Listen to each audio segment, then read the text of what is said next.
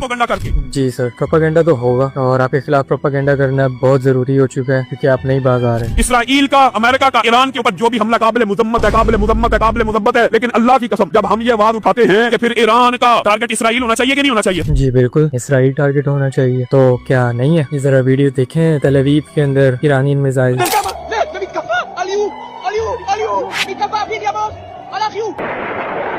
बकवास कर रहा था, हम एक्सपोज हो गए। अगर इसराइल होगा पूरी दुनिया के मुसलमान हुक्मरान उसके साथ खड़े होंगे। टारगेट तो इसराइल है। नहीं यकीन आता आपको तो ये देखें टाइम्स ऑफ इसराइल क्या कह रहा है।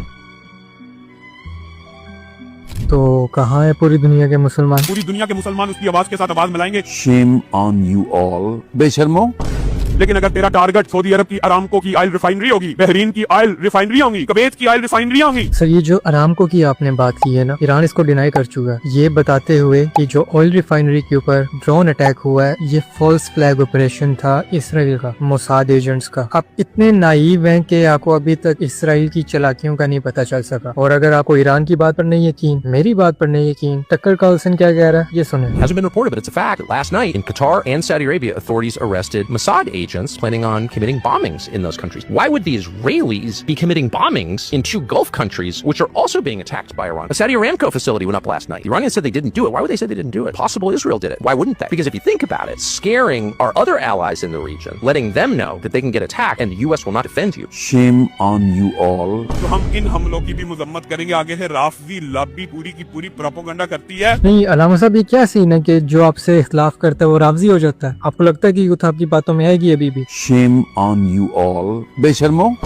पाकिस्तान के अंदर अमेरिकी सफारत खाने के ऊपर ईरान मिसाइल हमला कर दे तो पूरी दुनिया के सामने ये मुकदमा रख सकता है अमेरिकी सफारत खाने पे किया, अमेरिकी सफारत खाना। नहीं नहीं अलामा साहब, ये चलाकियां नहीं। सफारत खाना, एम्बेसी और अड्डा यानी मिलिट्री बेस, ये दो अलग अलग चीजें हैं। दूसरा जो आप इतने क्यूरियस हैं कि ईरान ने ऐसा क्यों किया, ये सुनिए। तो कॉल्ड उलमा हैं, शिया सुन्नी बातें हो रही हैं। अरब के जो पिट्ठू हैं यहाँ पे जो बैठे हैं पेरोल पे, जो सऊदी अरब से पैसे लेके यहाँ पे आलिम बनते हैं यहाँ पे दुनिया में। Iran has exposed everything. MRI diagram बनाई है कि असल में क्या है, यूएई असल में क्या है। 3 साल से इसराइल का झंडा लहरा रहा है यूएई में, किसी को कोई मसला नहीं था। आप पता चला कि क्यों, कहां से इंटेलिजेंस जाती है, कहां से एक्सेस जाते हैं। पहले दिन से रो रहे मुसलमान उलमा कि मुसलमानों के मुल्कों में क्यों ईरान हमले कर रहा है। आपको पता है जब गन टेस्टिंग करनी होती है तो क्या करते हैं आप? गन की कहीं चेक की जाती है कौन सी गन कितनी ताकतवर है, रेंज से। ये उसने अपनी रेंज बताई है कि कौन कौन सी बेस मेरे मिसाइलों की रेंज में। इधर ना झाड़ ले आना अपने अरबों डॉलर की। That's all he is doing. हम सिर्फ रेंज टेस्टिंग करते होते हैं। उसने अभी तो रेंज टेस्ट करके बताया कि किधर बैठे हो, अटलांटिक से उड़ा बेटा, लोकल नहीं उड़ा सकता तू। ये सारे जो तेरे छोटे टट्टू बैठे हुए ना, जो तेरे गुलाम मुसलमानों की शक्ल में, इधर सब के सब मेरी रेंज में है। आप तू बेरी बेड़े द्वार मेडिटेरियन सी से अपने घर से वहां जहाज उड़ा के लेके आ, फिर तुझे देखते हैं तू क्या करता है। तू पूरा का पूरा अरेबियन लैंड क्रॉस करेगा, हमें पता चलेगा, तब थोड़ी इक्वल इवन प्लेइंग फील्ड होगी। ये इन नाअहल नठल्ले मुसलमानों को समझ नहीं आ रही जो कह रहे हैं कि ओ इन्होंने, इसने तो मुसलमानों पे हमला कर। आप क्या समझ रहे हैं? उन्होंने गुस्से में आके 365 किलो कर दिया और इधर इधर मिसाइल गिरा। ये खुद इस तरह की इसलिए ऐसे सोचते हैं। उसने अपनी रेंज बता दिया है कि अमेरिका की बेसिस जहां जहां पे हैं उधर कुमक ना आए आप तुम्हारी, इवैक्यूएट द बेस। आप लॉन्ग रेंज बैटल करो हमारे साथ, शॉर्ट रेंज बैटल नहीं कर सकते। मुसलमानों के वो उलमा एक्सपोज हो गए जो